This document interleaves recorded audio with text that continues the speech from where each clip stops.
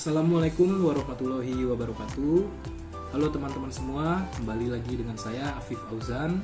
Saya merupakan CPNS yang bekerja pada Biro Hukum dan Humas di instansi Badan Perlindungan Pekerja Migran Indonesia atau yang lebih dikenal dengan sebutan BP2MI. Saat ini saya sedang mengikuti kegiatan pelatihan dasar yang diadakan oleh Kementerian Ketenagakerjaan Republik Indonesia.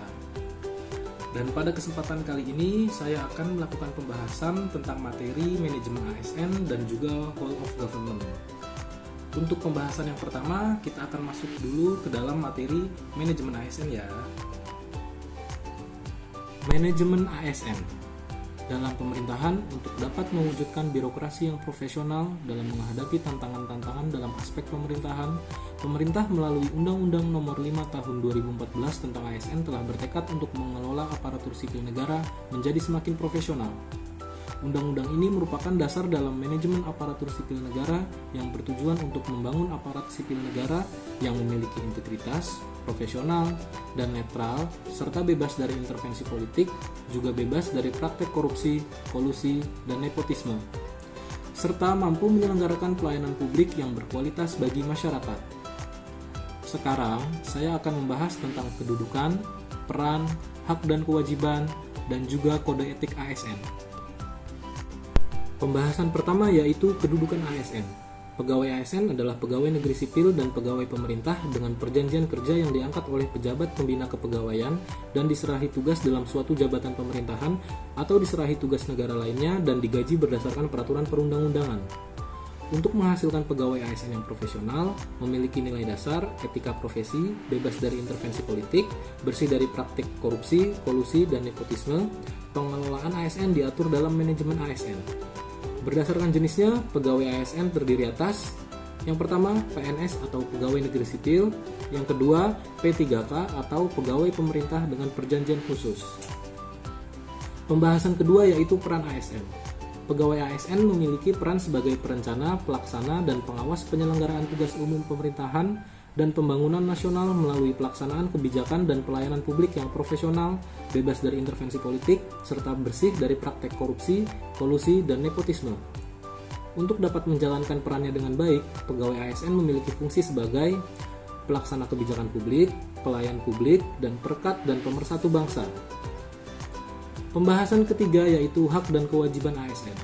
Dalam penyelenggaraan kebijakan dan manajemen ASN, dikenal adanya asas proporsionalitas yang mengutamakan keseimbangan antara hak dan kewajiban pegawai ASN.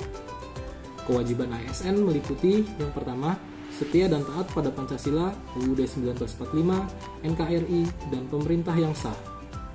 Yang kedua, menjaga persatuan dan kesatuan bangsa. Yang ketiga, melaksanakan kebijakan yang dirumuskan pemerintah yang berwenang. Yang keempat, menaati ketentuan peraturan perundang-undangan. Yang kelima, melaksanakan tugas kedinasan dengan penuh pengabdian, kejujuran, kesadaran, dan tanggung jawab. Yang keenam, menunjukkan integritas dan keteladanan dalam sikap, perilaku, ucapan, dan tindakan. Yang ketujuh, menyimpan rahasia jabatan.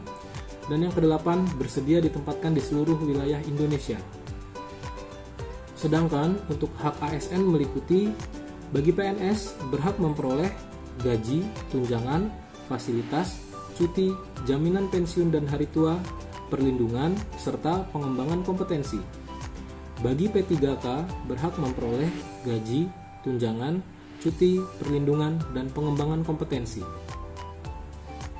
Pembahasan yang keempat yaitu kode etik dan kode perilaku ASN. Dalam Undang-Undang ASN disebutkan bahwa profesi ASN berlandaskan pada kode etik dan kode perilaku yang bertujuan untuk menjaga martabat dan kehormatan ASN. Kode etik dan kode perilaku berisi pengaturan perilaku agar pegawai ASN yang pertama, melaksanakan tugasnya dengan jujur, bertanggung jawab, dan berintegritas tinggi. Yang kedua, melaksanakan tugasnya dengan cermat dan disiplin. Yang ketiga, melayani dengan sikap hormat, sopan, dan tanpa tekanan. Yang keempat, melaksanakan tugasnya sesuai dengan ketentuan peraturan perundang-undangan. Yang kelima, melaksanakan tugasnya sesuai dengan perintah atasan atau pejabat yang berwenang sejauh tidak bertentangan dengan ketentuan peraturan perundang-undangan dan etika pemerintahan. Yang keenam, menjaga kerahasiaan yang menyangkut kebijakan negara. Yang ketujuh, menggunakan kekayaan dan barang milik negara secara bertanggung jawab. efektif, dan efisien. Jadi, itu merupakan pembahasan singkat mengenai materi manajemen ASN ya teman-teman. Sekarang kita akan masuk kepada pembahasan materi Whole of Government yang nantinya akan kita singkat menjadi WOG. WOG pada dasarnya merupakan sebuah pendekatan fungsi dalam ruang lingkup koordinasi yang lebih luas guna mencapai tujuan bersama dalam pembangunan kebijakan, manajemen program, dan pelayanan publik. Praktek WOG. Terdapat beberapa cara pendekatan WOG yang dapat dilakukan, baik dari sisi penataan institusi formal maupun informal. Cara-cara ini pernah dipraktekkan oleh beberapa negara, termasuk Indonesia dalam level-level tertentu.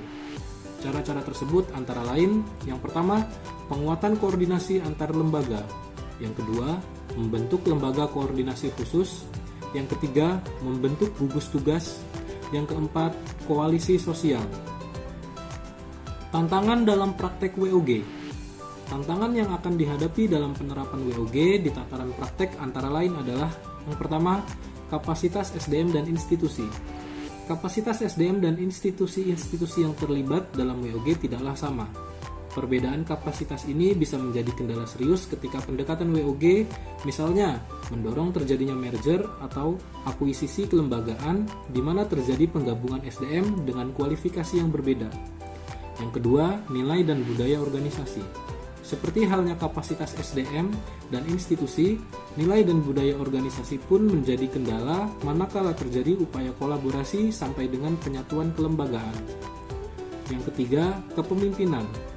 Kepemimpinan menjadi salah satu kunci penting dalam pelaksanaan WOG. Kepemimpinan yang dibutuhkan adalah kepemimpinan yang mampu mengakomodasi perubahan nilai dan budaya organisasi serta merabung SDM yang tersedia guna mencapai tujuan yang diharapkan. Praktek WOG dalam pelayanan publik. Praktek WOG dalam pelayanan publik dilakukan dengan menyatukan seluruh sektor yang terkait dengan pelayanan publik. Jenis pelayanan publik yang dikenal yang dapat didekati oleh pendekatan WOG adalah yang pertama, pelayanan yang bersifat administratif. Pelayanan publik yang menghasilkan berbagai produk dokumen resmi yang dibutuhkan warga masyarakat. Dokumen yang dihasilkan bisa meliputi KTP, status kewarganegaraan, status usaha, surat kepemilikan, dan sebagainya.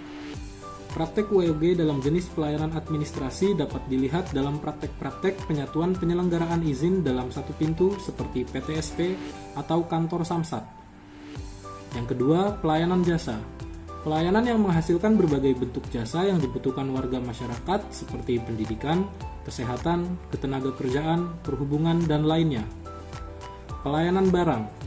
Pelayanan yang menghasilkan jenis barang yang dibutuhkan warga masyarakat seperti misalnya jalan, perumahan, jaringan telepon, listrik, air bersih, dan sebagainya.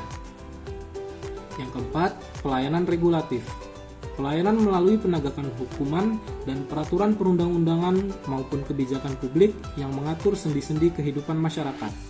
Jadi teman-teman, itulah pembahasan dari materi manajemen ASN dan juga materi Whole of Government.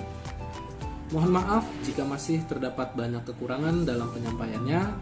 Sampai jumpa di lain kesempatan. Terima kasih dan wassalamualaikum warahmatullahi wabarakatuh.